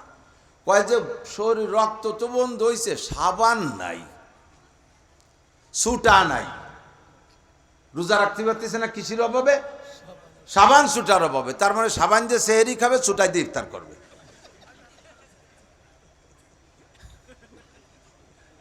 সাবান সুটার অভাবে রোজা রাখতে পারতেছে না, রক্ত বন্ধ হয়ে গেছে 3 দিনের মধ্যে। একটু লজ্জা লাগতেছে অনেকেরই, আমারও লাগতেছে, কিন্তু এই মাসালা একটু হিট দিচ্ছি, এজন্য হিন্স দিচ্ছি, যাতে আপনার অভিজ্ঞতার মধ্যে আসে যে হ্যাঁ, আপনার মেয়েটাকে নিজেকেই ওই কোরআন হাদিস থেকে এই মশালাটা শেখানো দরকার, নইলে কিয়ামত ওই সন্তান আপনার বিপক্ষে মামলা দেবে। রব্বানা ইন্না আতানা সাদাতানা ওয়া কুবারানা ফাআদাল্লুনা সাবিল রব্বানা আতিহিম দাইফাইন মিনাল আযাব ওয়া লা'আনহুম লানান কাবীরা। আল্লাহ, আমি ইংরেজি জানতাম না, আমার আব্বা আমারে ইংলিশ মিডিয়ামে পড়াইছে। আমি সায়েন্স বিজ্ঞান জানতাম না, আমার আব্বা আমারে যশোর খুলনা কলেজ বিশ্ববিদ্যালয় নিয়ে ভর্তি করে এগুলো পড়াইছে। তেমনি আমি কোরআন জানতাম না, আমি শরীয়ত জানতাম না, আমার আব্বা আমাকে সেগুলো কেন শেখাই নাই? দুনিয়ায় যা না জানতাম তা শেখানোর জন্য লক্ষ লক্ষ টাকা খরচ করলো, আমারে হোটেল হোস্টেল ভাড়া করে সে জায়গা আমাকে রেখে লেখাপড়া করাইলো। কেন আমারে কোরআন শিক্ষা দিল না? কেন আমারে হাদিস শিক্ষা দিল না? কেন আমারে ফিকহ শিখাইলো না? আতি কিন্তু ফাইনে মিনাল আযাব, আমার এই পণ্ডিত আব্বারে ডবল শাস্তি দাও, আমার পণ্ডিত আব্বারে ডবল ধুলাই দিবা, নইলে আমি সিঙ্গেল মাইর খাইতে রাজি না, তাদেরকে ডবল ধুলাই দিবা। আর আমার সামনে এনে দাও আরিনাল্লাযাইনি আদাল্লানা মিনাল জিন্নি ওয়াল ইনস, আমারে যেই সমস্ত মুরব্বীরা জিন আর ইনসানদের মধ্য থেকে, জিনরা জিনদের পর অভিযোগ, আর ইনসানে মানুষ মা বাবার উপরে অভিযোগ করবে, যারা আমারে গুমরা করেছে আমি তাদেরকে এক নজর দেখব। আল্লাহকে তুমি তাকে এই জায়গা দিয়ে লাভ কি? তারা তাকে জেলখানায় ভুগতেছে, তারা সেখানে থাকবে, তোমারটাই তুমি পড়ো, তোমার আবার তাকে দেখার কি? কারণ না আমি একটু দেখবো। দেখে কি করবি আগে ক, তারপরে দেখাবো। কারণ না যে আলহুমা তাহতা আকদামিনা, পায়ের নিচে ফেলাইয়া একটু পালাবো পরাণ বইয়া। তারা যে তোর আব্বা মা, তাতে কি হবে? যেই আব্বা মা আমার ভবিষ্যৎ নিয়ে ভাবলো না, যেই আব্বা আমার আখিরাত নিয়ে ভাবলো না, না, ওই আব্বা মার আখিরাত ভাবার সময় আমার নাই। কথা বলেন? যেই আব্বা মা আমাকে জাহান্নামে ফেলে দিল, ওই আব্বা মা কোন কয়বরে কোন জাহান্নামে পড়বে আর কত পরিমাণ শাস্তি পাবে আমার একটু মায়ার দরকার নেই। না জালহুমা তাহতা আকদামে, না মুখের উপর একটা পাড়া দেব, বুকের উপর উঠে একটু লাফাবো, এরপরে গাড় ধাক্কা জাহান্নামের মধ্যে ফেলাইয়া উনারে সিঁড়ি বানায় আমি নামবো। কেন তারা আমাকে দিন শিক্ষা দিল না? কেন তারা আমাকে দিন শিক্ষা দিল না? আমাকে আদর্শ মা বানাইলো না কেন? আমি যদি আজ আদর্শ মা হইতাম তাহলে আমার পেট থেকে প্রোটেকশন যা হইতো সেদিকে যাইতো। আলহামদুলিল্লাহ, গত শনিবারে আমার আম্মাজান মারা গেছে। গত শনিবারে আমার মায়ের জানাজা আমরা 4 ভাই হাফেজ মাওলানা মায়ের খাটটা আমরা কাঁধে করে নিছি। আমার মা একজন মূর্খ মানুষ, আমার মা একটা কোরআন পড়নেওয়ালি মা। 4 শুক্রবারে আগে আমার মা একটু হুশ। শুক্রবারে আমি জুমার দিন বলতে, মা আমি জুমার নামাজ পড়াইতে যাই, দোয়া করেন। মা বলতেছে আজ কি বার? ভালো হুশ নেই, কখনো হুশ কখনো। আজ কি বার? আমি বললাম মা শুক্রবার। তাই তোমরা আমারে বলবা না আমি একটু সূরা কাহাফটা পড়তাম? 2 বছর বিছানে পড়া, পোলাপানের মতো প্যাম্পাস পরাই রাখি, মুখে উঠেই খানা খাওয়াই, সব আমরা করি আমার বাচ্চাদের মতো। সেই মা আমারে কয় তোমরা আমারে বলবা না আমি একটু সূরা কাহাফটা পড়তাম? আমি বললাম মা আপনি তো বসতেও পারেন না, দেখি কি পড়তে পারেন? কয় না আমি মুখস্থ পড়বো। তা পড়েন মা। আমার সামনে আল্লাহে আমার মা সূরা কাহাফের শেষ পৃষ্ঠা আমারে মুখস্থ শুনেই বললেন, আমার কি হয়েছে বাপ? আমি কোরআন পড়নেওয়ালি মায়ের সন্তান। আমার মা মারা যাওয়ার পরে আমাদের ছেলে পেলে আমার মায়ের একেবারে সন্তানদের ভিতরে আমার 4 ছেলে হাফেজ, মেয়ে একটা হাফেজ, আমার ভাইয়ের বেটারা হাফেজ, আমার ভাগ্নেরা হাফেজ, তার শাখা প্রশাখা। মাত্র আধা ঘন্টার ভিতরে মাকে পাশে রেখে 1 খতম কোরআন শরীফ পড়ছে। একটা মৌলবী ভাড়া করা লাগে নাই। আমার মাদ্রাসায় তো 300-400 ছেলে, তারা তো কোরআন খতম পড়ছেই। আমি আমার মায়ের সন্তান, হাজারো উলামায়ে কিরামের সাথে পরিচিত। বাংলাদেশে কমপক্ষে 200 মাদ্রাসায় আমার মার, আমি বলিও নাই, এই ফেসবুকে খবর পেয়ে 200 মাদ্রাসায় আমার মায়ের নামে কোরআন খতম পড়ছে। আমার মায়ের ইনকাম, আমার মায়ের ইনকাম, এটা আমার মায়ের ইনকাম। আজকে মাকে দাফন করার সময় আমরা কবরে রাখতেছি, আমাদের ছেলেরা আর ভাগ্নেরা পাশে দাঁড়াইয়া দাফনের শুরু থেকে শেষ হইতে হইতে 1 খতম সূরা ইয়াসিন তিলাওয়াত করে ফেলাইছে। আমি বিশ্বাস করি আমাদের এই অবস্থানটা, আমি একটা আল্লাহ ওয়ালি মায়ের সন্তান। আমার মার জীবনে নামাজ কাজা হয় নাই, আমার মার কোনোদিন তাহাজ্জুদ ছোটে নাই যতদিন মা সুস্থ ছিলেন, আমার মার তেলাওয়াত মিস হয় নাই। আমি একটা আল্লাহ ওয়ালি মায়ের সন্তান বিদায় আমার এই অবস্থানটা আমি শুকর আদায় করি। আমাদের পরিবার ভরা আলেম উলামা, ঠগে নাই কেউ। মনে করবেন মৌলবী হয়েছে তো খয়রাত করে খাও, দুনিয়া কি কামাই আসছো? আমার সাথে দুনিয়াও বাড়ি একটা কামাইরে বেশি পারেন নাই। হালাল কামাই করতে গেলে ইনশাল্লাহ আমার সাথে পারবেন না, হালাল কামাইতে পারবেন না। আর আপনি ঘুষ মুস খাইয়ে বাংলাদেশ দড়ি কিনে ফেলেন, ওই দিয়ে আমার সাথে পারলা না। আসেন বেতনের দিক দিয়ে, জেনুইন বেতন আমাদের সাথে অবশ্যই বেশি পান না। দুনিয়াও ঠগি নেই, আশা করি বিশ্বাস আখেরাতও ঠকবো না, আপনার সন্তানও ঠকবে না। এই সমাজে ছেলেরা গাঁজা খায়, হুজুর গাঁজার বিরুদ্ধে অস করেন, এবার বিরুদ্ধে অস করেন। ছেলেরা কথা শোনে না, বিয়াদবি, দাঁড়ায় মতে খাড়ায় খায়, আইটে পায়খানা করে, এর বিপক্ষে বলেন। বিয়াদবি করে, অকইয়ে কি হবে? গাছ লাগানোর সময় লাগাইছেন বেকা করিয়া, মেহগুনি গাছ, 30 বছর পরে বেহা অবস্থায় মোটা হয়ে গেছে। এই 30 বছরে বেকা গাছ সারা গ্রামে সবাই দড়ি বাঁধে টানলি, ও কি সেরি সোজা হওয়া যাবে? আমরা বেহা হয়ে যাব, গাছ সোজা হবে না। লাগানোর সময় সোজা লাগালি পারা এমনি সোজা হয়। জন্মের সময় যার বিসমিল্লাতে ভুল, ও ছেলে নবীর সরা করে না কবুল। সরমুনায় পিসাবুজির একটা বাংলা গদ। জন্মের সময় যার বিসমিল্লাতে ভুল, ও ছেলে নবীর সরা করে না কবুল। মা যদি খারাপ হয় সন্তান ভালো হওয়ার আশা খুব কমই করা যায়। মা হলেন রাইস, মা হলেন আসল। এখন বাংলাদেশে ছাঁচের পিঠে চলছে না, আমাকে দিক শীতেই পিঠে কয়, ঠিক আছে নাকি? শীতেই পিঠে না, শীতেই পিঠে কি 1 প্রকারের না 3-4 প্রকারের? কিছু আছে সোজা সোজা নৌকোর মতো, কিছু গোল, কিছু এরকম বেহা কোড়া কোড়া, এক পাশ গাড়ি বাঁধে আর এক পাশ খাওয়া যায়।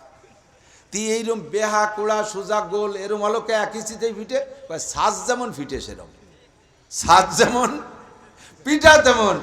আপনার বউ প্যান্ট শার্ট টাইকট পরে ঘুরিয়ে বেড়াবে, আর সেই পেটে আমার ছবি পয়দা হবে, শামসুল্লাহ ফরিদপুরি হবে, মিয়া গুলাম পরোয়ার পয়দা হবে। এ মিয়া গুলাম পরোয়ার, মুফতি ওয়াক্কাস, মুফতি গুলামুর রহমান, এ সমস্ত নেক সন্তান পয়দা দিতে হলে সাজটা গোল সাইজ মতো লাগবে না, বেহা সাজ হলে বেহা তাই পয়দা হবে। আর কোনো জায়গা কোনো স্কুল কলেজ ইউনিভার্সিটিতে মেয়েদেরকে মাতৃত্বের শিক্ষা দিচ্ছে না, মেয়েদেরকে মাতৃত্বের শিক্ষা দিচ্ছে না, সব জায়গায় নারীদের পুরুষত্বের শিক্ষা দিচ্ছে। দেখি কলেজ বিশ্ববিদ্যালয়ের ছাত্রীরা পার্কে বসে ছেলেরাও সিগারেট খাচ্ছে, উন্ডাও সিগারেট খাচ্ছে। দেখছেন না আপনারা?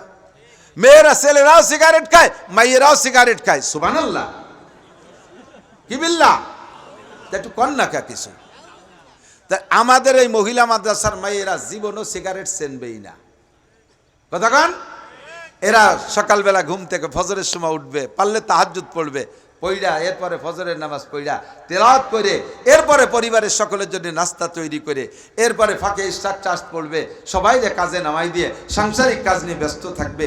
আল্লাহর রহমতে সংসারের ভিতরে একটা সুখের পরিবেশ, সব কিছুতে মজা। স্বামী চাকরি করে চট্টগ্রাম, আর কি বলে স্ত্রী চাকরি করে ভোলা। এই দুনিয়া জেনারেল তো, একজন চট্টগ্রাম একজন ভোলা, এই দুজনে ভোলারটা বউ ভুলেই গেছে, চাকরি করে ভোলা, তা মনে রাখবে কি এরিয়া। আবার উনারও জায়গা যা জরুরত, তারও অভাব নাই, আর ইনারও অভাব নাই। সে অভাব হতে হতে মেটবে, জীবনে কোনোদিন সুন্দর একটা সংসার গড়বে না। মোটা পয়সাই কামাই করবা, সুখ পাবা না। মোটা পয়সা কামাই করবা, স্বামী স্ত্রী যে একটা আনন্দ, স্ত্রী যে একটা মজার নিয়ামত, এটা বুঝবা না। হুজুর বলেন আর দুনিয়া কুল্লুহা মাতা, দুনিয়ার সবই পুরুষের জন্য ভোগ সামগ্রী, সবই ভোগ সামগ্রী। অখাইরু মাতায়ে দুনিয়াল মারআতুস সালিহা, একজন পুরুষের জন্য দুনিয়ার সবচাইতে শ্রেষ্ঠ নিয়ামত হলো সুন্দরী, রূপসী, গুণবতী, ধার্মিক স্বামী ভক্তা স্ত্রী। সুন্দরী, রূপসী, গুণবতী, ধার্মিক স্বামী ভক্তা স্ত্রী একজন পুরুষের জন্য সবচাইতে বড় নিয়ামত। আপনারা পান নাই মনে, এই জন্য ঠিকঠাক কিছু বলেন না।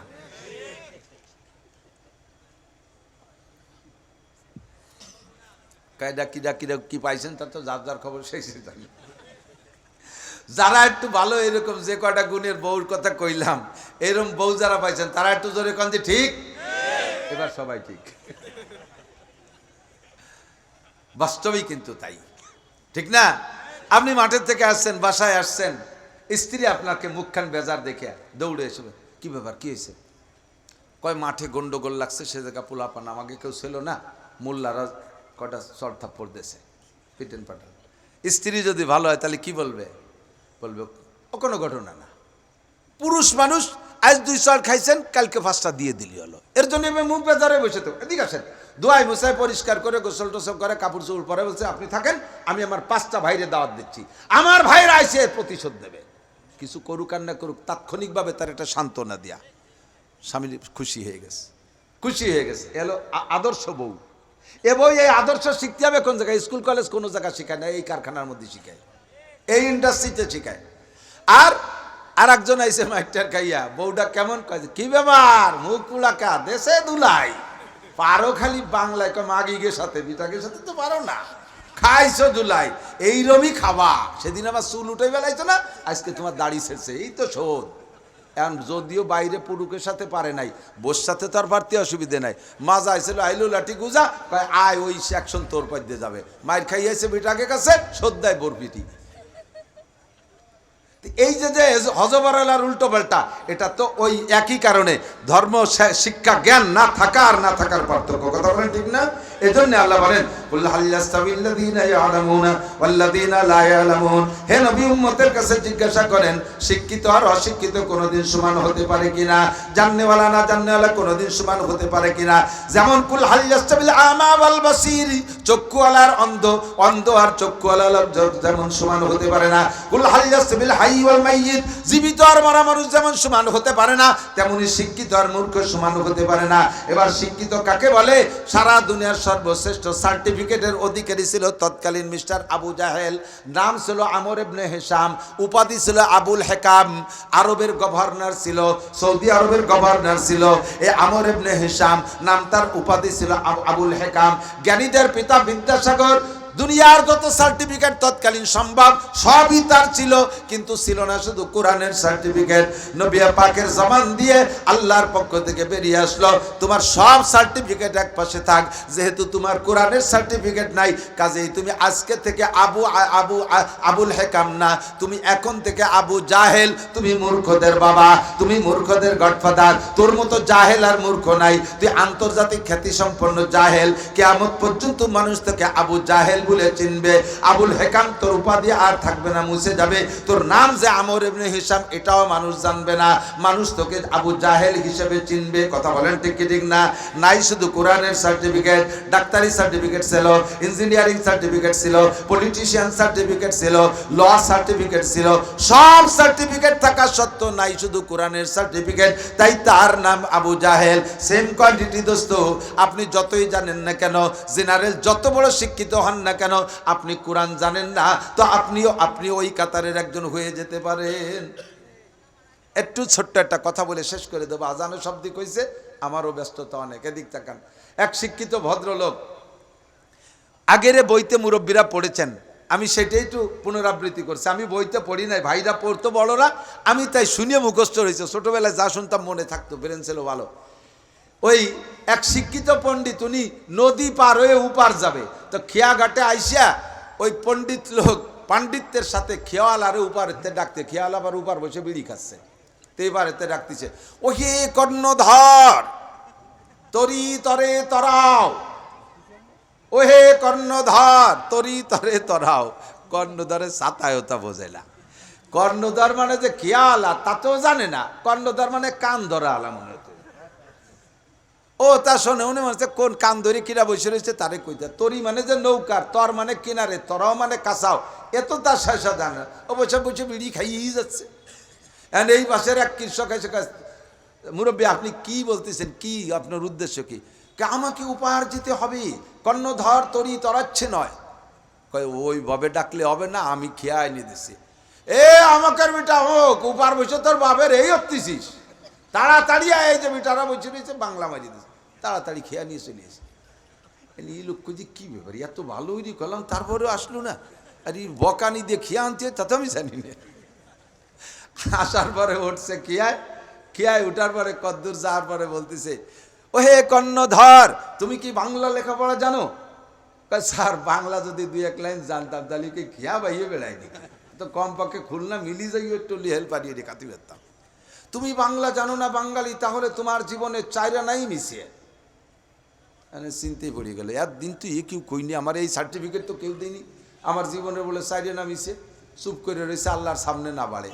কদ্দূর যে বলতে, ও হে কর্ণধর তুমি কি অঙ্ক হিসাব জানো? কয় স্যার তাও যদি জানতাম তবুও তো একটু অন্য কাজ করি। আপনি কি শুরু করলেন, পার হওয়ার দরকার হন্দি চুপ করেন। তাহলে তোমার জীবনের আটা নাই মিশিয়ে, আগে চাইরে না পরে এই দেওয়ার চাইরে না, আটা নাই মিশিয়ে। ও চুপ করে রয়েছে, আল্লাহ আর আটা না আছে এর মধ্যে আত্মা দেয়। কদ্দূর আগে হয়েছে বলতে, ও হে কর্ণধর তুমি কি ইংরেজি লেখাপড়া জানো? কয় স্যার আমার গোষ্ঠীতেও কেউ ইংরেজিতে আলিফও জানে না। কি শুরু করলেন, আপনার পার হওয়ার দরকার তাই হন। তাহলে তোমার জীবনের 12 আনাই মিশিয়ে। মনে আছে না মুরব্বীরা, পড়ছেন না? 4 আনা 8 আনা 12 আনাই মিশিয়া। ও চুপ করে রয়েছে, আল্লাহ তবুও তো 4 আনা আছে। একটু আগাইয়া ছাড়ছে আকাশে বিশাল মেঘ, তুমুল ঝড়।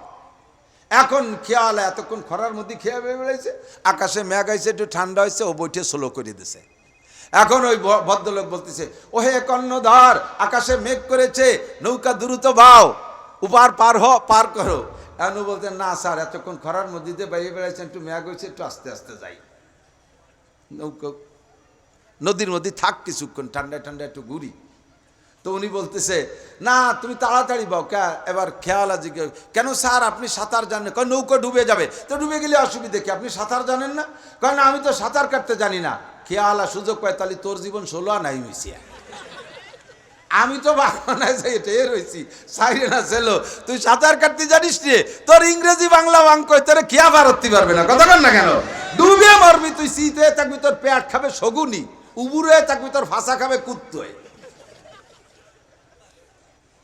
বাংলা ইংরেজি অঙ্ক তোরে নদী পার করতে পারবে না, তোর জীবন 16 আনাই মিশে। কথা কন? Matric pass, IA pass, BA pass, MA pass, doctor, engineer, এসব তুমি 12 আনা পর্যন্ত শেষ। তুমি কোরআন পারো না, তোমার 16 আনাই মিশিয়া। তুমি পুলসিরাতের নদী পার হইতে পারবা না, ওই নদীর মধ্যে ডুবিয়ে মারবা। আর আল্লাহর রহমতে এই 12 আনা যদিও না থাকে, 4 আনা কোরআনের বদৌলতে সব নদী পার হয়ে পার চলে যাবে। ঠিক কিনা? আপনাকে আপনার ছেলে মেয়ে সকলকে একটু 16 আনা পাস করান, 12 আনার পর্যন্ত রাখেন না, আর 4 আনা কোরআন দিয়ে পুরো করেন, নইলে কিন্তু পথে পড়ে যাবেন। ভাষাগত ত্রুটি বিচ্যুতি মার্জনীয়। যা বলেছি শুনেছি, আল্লাহ আমল করার তৌফিক দান করুন। আপনারা মহিলা মাদ্রাসায় তো আসতে পারেন না, পুরুষ মাদ্রাসায় যে শুনেন বুখারী শরীফের সবক অবিহি কলা হাদ্দাসানা যে কেমন একটা জিনিস, অবিহি কলা হাদ্দাসানা টান যে কত মজা। আজকে একটা শেষ সবক এখানে বসে শুনে যাবেন, আসেন তো ইনশাআল্লাহ। হযরত মুফতি গোলামুর রহমান সাহেব এই অবিহি কলা হাদ্দাসানার শেষ সবক বুখারী শরীফের শেষ সবক পড়ে শোনাবেন। বুখারী শরীফ খতমের পরে দোয়া কবুল হয় হাজারো নজরিয়া, কোরআন শরীফ খতমের পরে দোয়া কবুল হয়, মানে কোরআন শরীফের পরেই দোয়া কবুল হয়, এরপরে খতমে বুখারীর পরেও দোয়া কবুল হয়। আমরা দেশের জন্য, দশের জন্য, জাতির জন্য, ব্যক্তি প্রয়োজন, ময় মুরব্বী মরহুম মুর্দাগান যারা কবরে চলে গেছে সকলের জন্য আজকে খতমে বুখারীর উপরে কবুল দোয়া নিয়ে যাব ইনশাআল্লাহ। থাকবেন তো ইনশাআল্লাহ শেষ পর্যন্ত। সুবহানাল্লাহি বিহামদি, সুবহানাল্লাহিল আযীম। আল্লাহ পাক রব্বুল আলামিন আমাদের বুঝার আমল করার তৌফিক দান করুন। সুবহানাল্লাহি বিহামদি।